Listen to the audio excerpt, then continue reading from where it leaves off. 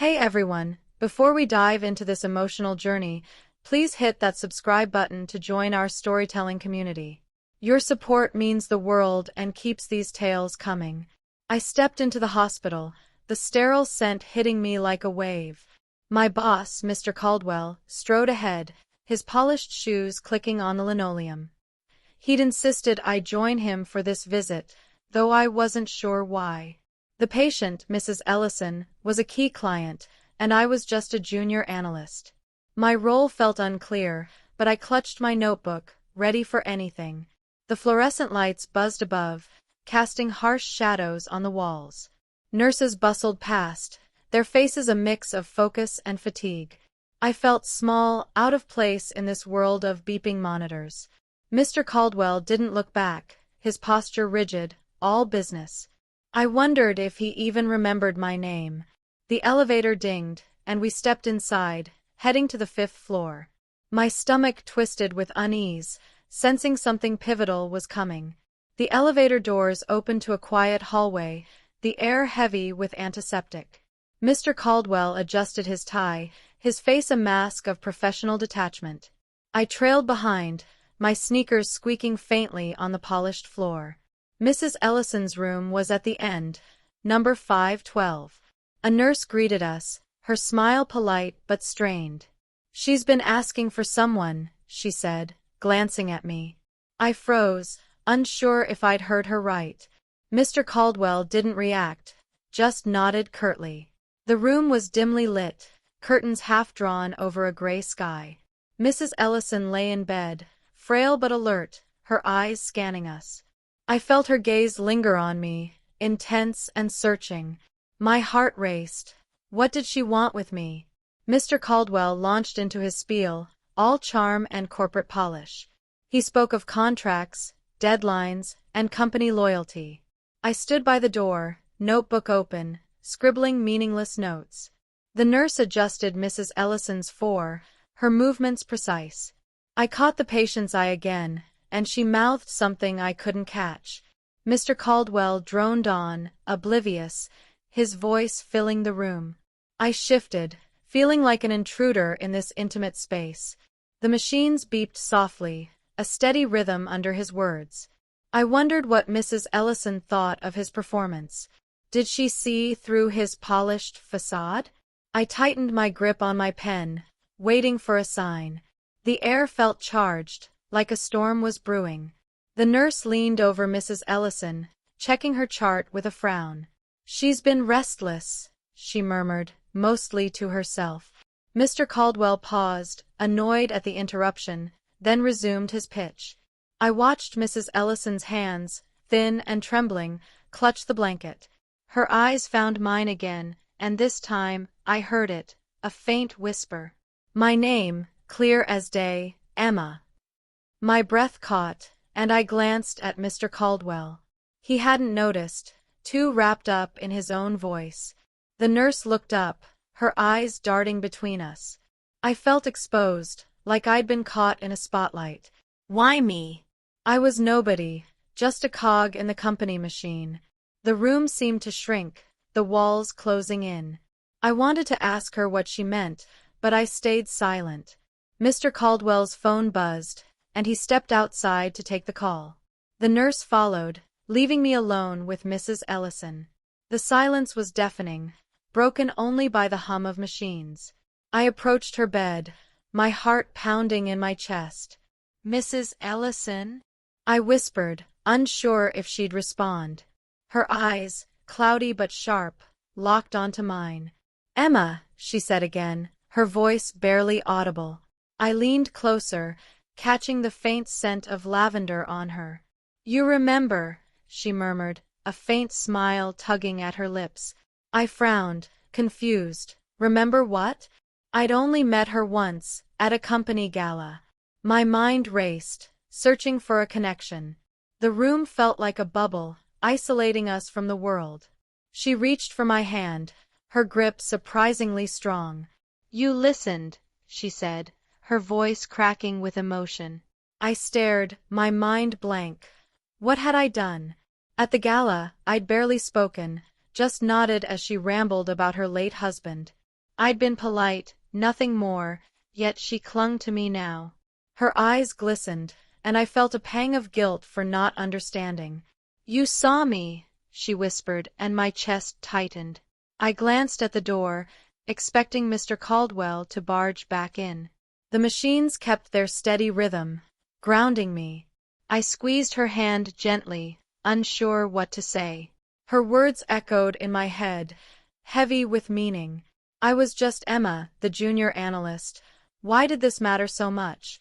The door swung open, and Mr. Caldwell stormed back in, the nurse trailing behind. He didn't look at me, just resumed his place by the bed. "Mrs. Ellison, about the merger," he began, but she didn't look at him. Her eyes stayed on me, unwavering, intense. The nurse cleared her throat, trying to get his attention. "She's been asking for Emma," she said pointedly.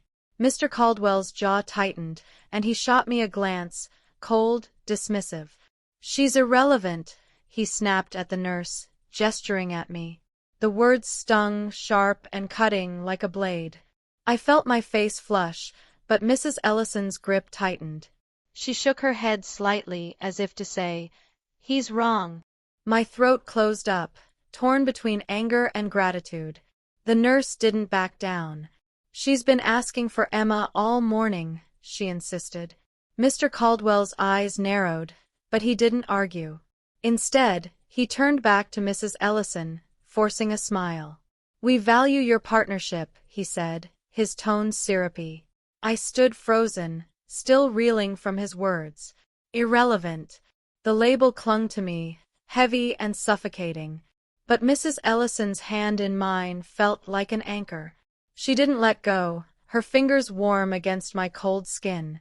I wanted to speak, to ask her why she'd called for me. The room felt split, Mr. Caldwell's world of deals and power, and this quiet connection with a dying woman. I didn't know which side I belonged to. The beeping machines seemed louder now, insistent. Mrs. Ellison's breathing grew labored, and the nurse adjusted her oxygen. Mr. Caldwell stepped back, clearly uncomfortable with the shift in mood. I stayed by her side, her hand still in mine. "Emma," she whispered again, her voice fainter now. I leaned in, desperate to understand. "You reminded me of her," she said, her eyes distant. Her daughter, I realized. She'd mentioned her briefly at the gala. A girl lost years ago, her name unspoken but heavy in the air. I swallowed hard, my eyes stinging. I wasn't her daughter, but in this moment, I was enough. Mr. Caldwell shifted impatiently, checking his watch. The contrast between us couldn't have been starker. The nurse excused herself to fetch a doctor, leaving us in tense silence. Mr. Caldwell paced, his phone buzzing again but ignored. I stayed by Mrs. Ellison, her hand growing weaker in mine. "Thank you," she murmured, her voice barely a breath. I blinked back tears, overwhelmed by her gratitude. I hadn't done anything special, yet she saw something in me. Mr. Caldwell's words, irrelevant, echoed in my mind, but they felt hollow now. Mrs. Ellison's eyes closed, her breathing shallow but steady. I felt a strange calm, like I'd been given a gift I didn't deserve.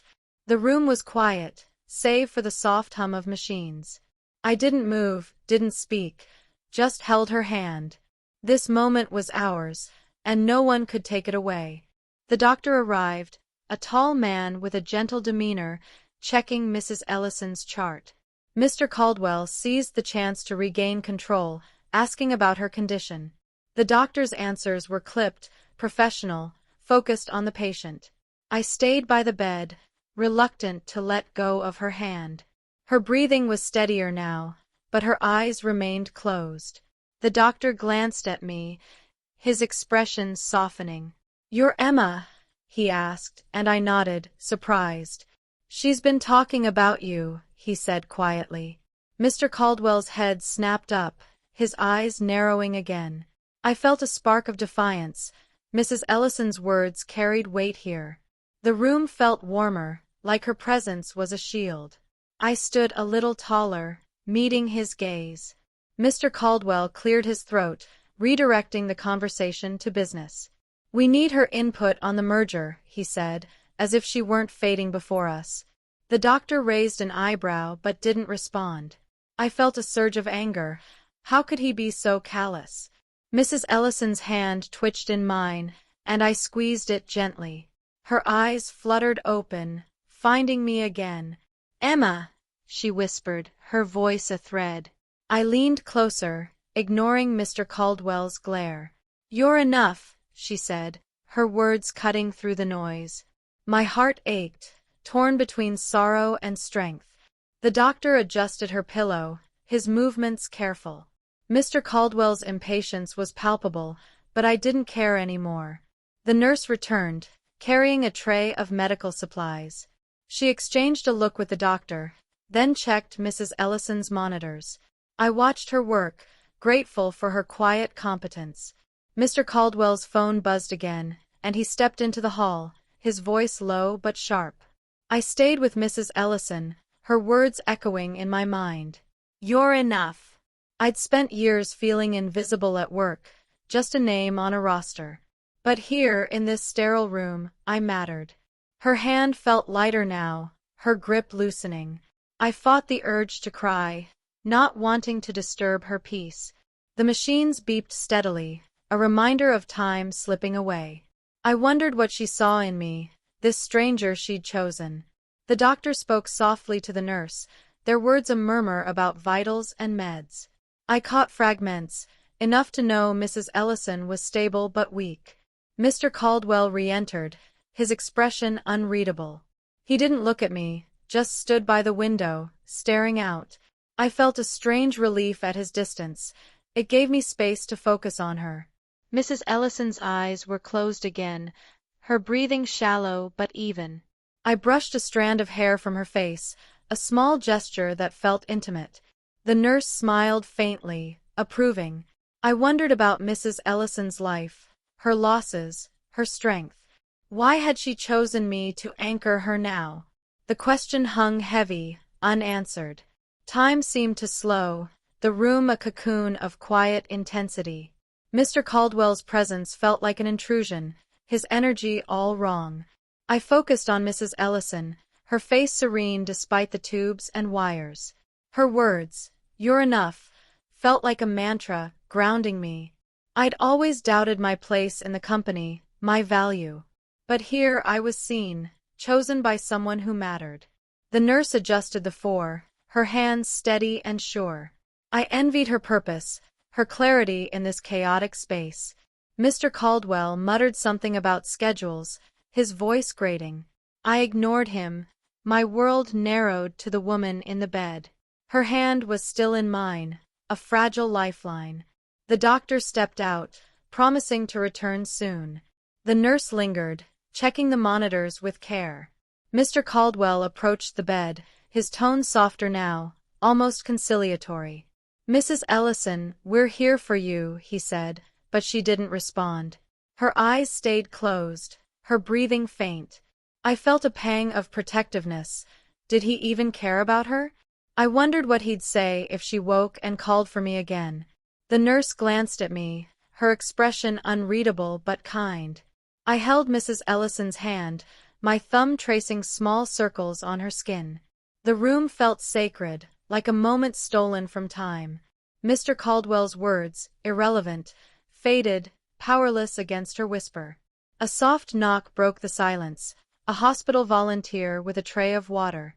She offered us cups, her smile warm but fleeting. I took one, grateful for the distraction, and sipped slowly.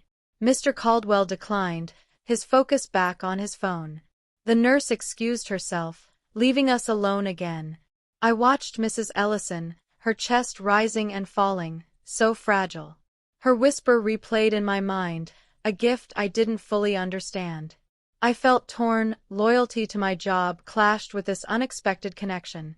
Mr. Caldwell's dismissal stung, but her recognition healed. The volunteer left, her footsteps fading down the hall. I stayed by the bed, rooted, unwilling to break the spell.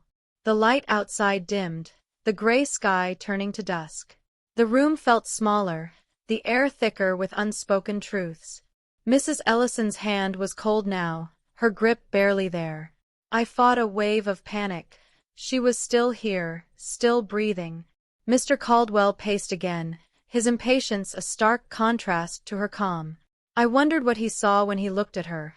A client, a deal, nothing more? I saw a woman who'd lived, loved, and lost, who'd chosen me for reasons I couldn't grasp. The machines kept their rhythm, steady but relentless. I whispered her name, testing the sound. Mrs. Ellison. No response, but I felt her presence, strong and quiet. The nurse returned with the doctor, their faces grave but composed. They spoke in low tones, discussing pain management and time. My heart sank. Time was running out. Mr. Caldwell stood by the window, his back to us, detached. I clung to Mrs. Ellison's hand, willing her to stay. Her eyes fluttered open, finding mine one last time. "Emma," she whispered, her voice a wisp of sound. My tears spilled over, and I didn't hide them. The doctor nodded at me, a silent acknowledgement of my role. I felt seen, not just by her but by this small circle of caregivers. Mr. Caldwell's world felt far away, irrelevant now. The room grew still, the machines the only sound. Mrs. Ellison's eyes closed again, her face peaceful. I held her hand, my heart heavy with gratitude and grief. The nurse touched my shoulder, a gesture of quiet support. Mr. Caldwell finally turned, his expression unreadable. "We should go," he said, his voice flat. I shook my head, rooted to the spot. I wasn't leaving her, not yet. The doctor checked her chart, his movements slow, deliberate. I felt time slipping, each second precious. Mrs. Ellison's whisper, my name, echoed in my soul. I wasn't irrelevant, not to her. The room held its breath, and I held hers. The doctor spoke softly, explaining Mrs. Ellison's condition in gentle terms. Her time was close, he said, maybe hours. My chest tightened, but I nodded, accepting the truth.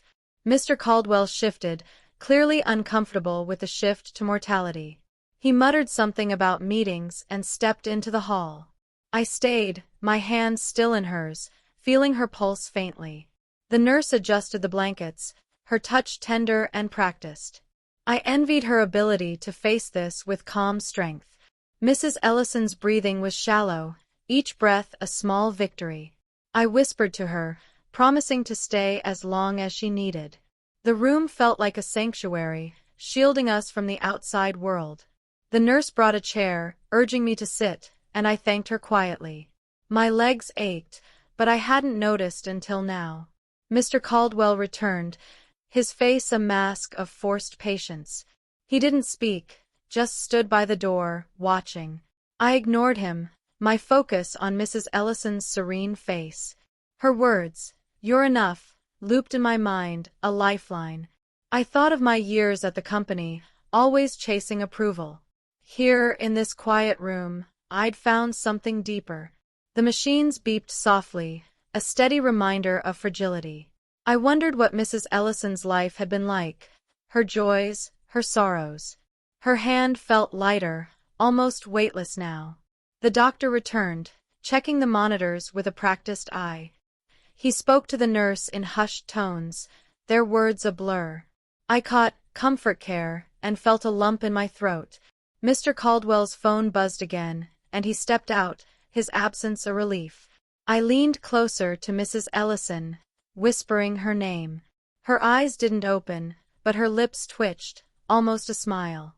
I told her about the gala, how her stories had stayed with me. It felt silly talking to someone so still, but it felt right. The nurse nodded approvingly, her presence a quiet comfort. The room was dim now, the world outside fading away. Time blurred, minutes or hours, I couldn't tell. The nurse brought me water, her kindness a small anchor. Mrs. Ellison's breathing grew fainter, each pause longer than the last. I held her hand, my tears falling silently. Mr. Caldwell re-entered, his expression softer now, almost human. He didn't speak, just watched from the corner. I wondered if he felt anything, or if this was just another task. The doctor checked her vitals again, his face somber. "She's comfortable," he said, and I nodded, grateful. I whispered to her, thanking her for seeing me. Her hand was still in mine, a fragile connection to her fading light. The room felt like a bubble, separate from time and reality. The machines slowed, their beeps less frequent. I felt a strange peace, like Mrs. Ellison was guiding me still. Her words, my name, her trust, were a gift I'd carry forever. Mr. Caldwell stood silent, his usual bravado gone. The nurse adjusted the four, her movements gentle, reverent. I thought of Mrs. Ellison's daughter, the loss that had shaped her. I wasn't her, but I'd been enough in this moment. The doctor stood by, his presence steady, grounding. I whispered to her, promising to remember her always. The room was quiet, waiting, holding its breath. Her hand went limp, the warmth fading from her fingers. The machines flatlined, a long, unbroken tone. My heart stopped, then broke, tears streaming down my face. The nurse touched my shoulder, her eyes kind but sad. The doctor checked her pulse, then shook his head. Mr. Caldwell looked away, uncomfortable with death's raw truth. I didn't move, still holding her hand, unwilling to let go. The room felt empty, yet full of her presence. I whispered her name one last time, a farewell. The nurse began unplugging the machines, her movements slow. I felt lost, but also found, changed by her trust in me. The doctor spoke softly, offering condolences and explaining next steps. I barely heard him, my focus on Mrs. Ellison's still face. She looked peaceful, free from pain, her journey complete. Mr. Caldwell cleared his throat, muttering about arrangements. His voice felt like an intrusion, out of place. The nurse handed me a tissue, her smile gentle and knowing. I wiped my eyes, my heart heavy but full. Mrs. Ellison had seen me when no one else did. I'd been irrelevant to my boss, but to her, I was everything. The room was quiet now, the machines silent. I stood, still holding her hand, not ready to leave. The nurse guided me to the chair, her touch a quiet reassurance. Mr. Caldwell stepped into the hall, already on his phone. I watched him go, feeling a mix of anger and pity. He'd never understand what had happened here. The doctor finished his notes, his expression one of quiet respect. I looked at Mrs. Ellison, her face etched in my memory. Her whisper, my name, had changed me, given me strength. I wasn't just a junior analyst anymore. I was someone who mattered. The nurse began tidying the room, her movements careful, respectful. I felt a shift inside me, a new sense of purpose. This moment would stay with me forever. The doctor excused himself, promising to handle the paperwork. The nurse stayed, offering me a moment to say goodbye.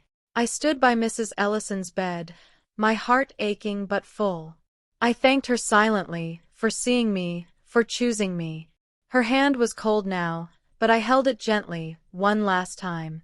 Mr. Caldwell's words, irrelevant, felt like a distant echo, powerless. I was enough, because she'd said so. The room was still, the air heavy with her absence. The nurse waited patiently, her presence a quiet support. I let go of her hand, my tears falling freely. I'd carry her with me, always. I stepped into the hallway, the world outside feeling sharp and unfamiliar. Mr. Caldwell was on his phone, already moving on to the next task. I felt different, stronger, like I'd been remade. The nurse followed me out, her smile warm and knowing. You made a difference, she said, and I believed her. Mrs. Ellison's whisper had rewritten my story, given me purpose. I walked past Mr. Caldwell, my head high, his dismissal irrelevant now. The hospital hummed around me, life and loss intertwined. I'd been seen, chosen, remembered. I'd carry that truth into whatever came next. The elevator dinged, and I stepped inside, ready to face the world. Thanks for joining me on this journey, everyone. If you felt the weight of this story, please subscribe to the channel for more. Your support keeps these stories alive, and I can't wait to share the next one with you.